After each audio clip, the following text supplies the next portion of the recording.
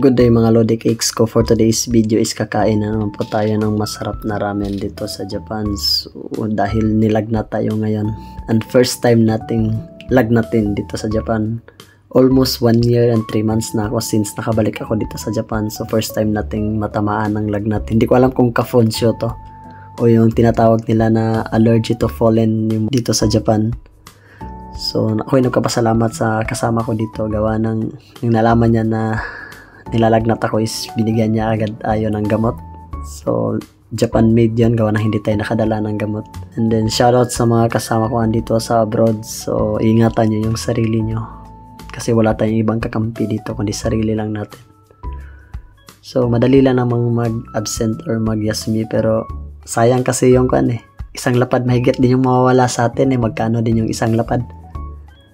Nasa mga siguro maybe sa palitan ngayon, ang laki ng palitan ngayon, isang lapad nasa mga 0.40 ang palitan ngayon. So 4,000 din yung mawala sa atin sa isang araw.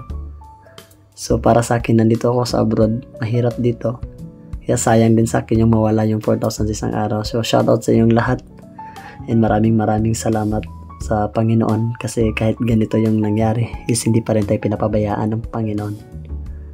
So shoutout sa mga kasama ko dito sa abroad. Once again, ingatan nyo yung sarili nyo.